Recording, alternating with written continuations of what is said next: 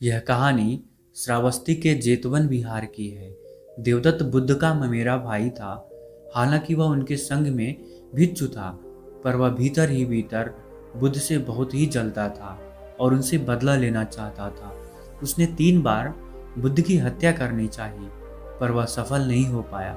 अंततः उसने संग में फूट डाली और अपने साथ 500 नए भिक्षुओं को लिया और गया शीर्ष पर्वत पर चला गया। सारिपुत्र तथा महामोगलान ने बुद्ध को इस बात की जानकारी दी।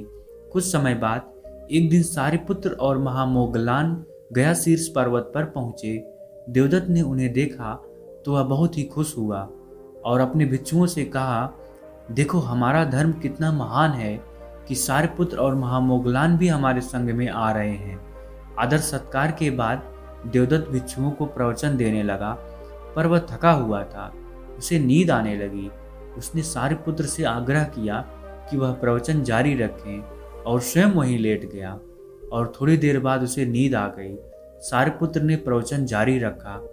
धर्म के सही तत्वों को सुनकर भिक्षुओं की आंखें खुलने लगी, उनके विचार बदलने लगे और उन्होंने महसूस किया कि उन्हें सही ज्ञान बुद्ध के पास ही मिल सकता है, देवदत्त के पास नहीं। वे उठे और सारिपुत्र तथा महामोगलान के साथ हो लिए तथा शाक्य मुनि के यहाँ जाने के लिए प्रस्थान कर गए। देवदत्त का भिक्षु कोकालित देवदत्त को उठाने लगा। देवदत्त उठो उठो, भिक्षुगण तुम्हें छोड़कर जा रहे हैं। पर उसकी नींद ही नहीं खुली, वह सोता रहा। भिक्षुओं के चले जाने से देवदत्त को बहुत ही गहरा धक्का लगा। वह बुरी तरह बीमार पड़ गया। उसका मित्र राजा अजातशत्रु भी उसकी किसी भी प्रकार मदद नहीं कर सका। वह सबसे अलग थलग पड़ गया। देवदत्त अब बूढ़ा हो चुका था। उसके अंदर पश्चाताप की अनुभूति होने लगी। उसने सोचा कि बुद्ध के पास जाकर क्षमा मांग लूंगा। शाक्य मुनि अर्थात बुद्ध उन दिनों श्रावस्ती में थे। देवदत्त वहां जाने के लिए निकला। रास्ते में पुष्करणी नदी आई। उसने सोचा कि स्नान कर तैयार होकर मैं बुद्ध के पास चलूंगा। वह नदी के तट पर पहुंचा। नदी में स्नान करने के लिए प्रवेश करने ही जा रहा था कि वहीं गिरकर उसके प्राण निकल गए। मरने से पहले उसने दुख प्रकट किया, शाक्य मुनि की शरण के अतिरिक्त और कोई शरण नहीं है। बुद्ध को देवदत्त की मृत्यु का समाचार दिया गया। भिक्षुओं ने देवदत्त के विषय में जानना चाहा। तब बुद्ध ने उन्हें बताया कि देवदत्त ने अनेक पाप किए थे, अतः उसका जीवन दुखी रहा तथा उसका अंत भी दुखद रहा। पाप करने के कारण वह सदा दुख ही भोगता रहा। इसलिए जो कोई भी प्रमाद अर्थात क्लेशवश जीवन जीता है, चाहे वह सन्यासी हो या गृहस्थ, दुख और शोक से उसे संताप होता ही है।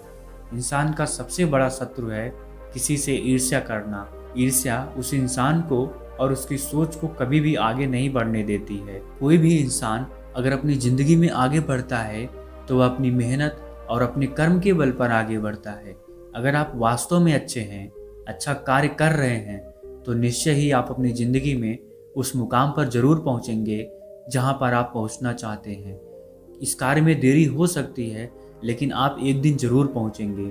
देवदत्त अपनी पूरी जिंदगी भगवान बुद्ध से ईर्ष्या करने में गुजार दी और वह कभी भी अपनी जिंदगी में आगे नहीं बढ़ पाया, जबकि बुद्ध उसे कई बार माफ भी किए थे, लेकिन वह उन्हें कभी भी समझ नहीं पाया। अहंकार उसी को होता है जिसे बिना मेहनत के सब कुछ मिल जाता है। मेहनत से सुख प्राप्त करने वाला व्यक्ति दूसरों की मेहनत का भी सम्मान करता है। जिस प्रकार एक सूखे पेड़ को आग लगा दी जाए तो वह पूरे जंगल को बर्बाद कर देता है, उसी प्रकार ईर्ष्या करने वाला व्यक्ति अपनी पूरी जिंदगी को बर्बाद कर लेता है। आश्चर्य की बात तो यह है कि उसे यह बात कभी समझ में नहीं आती है। मेरी इन बातों को सुनने के लिए आपका बहुत बहुत आभार।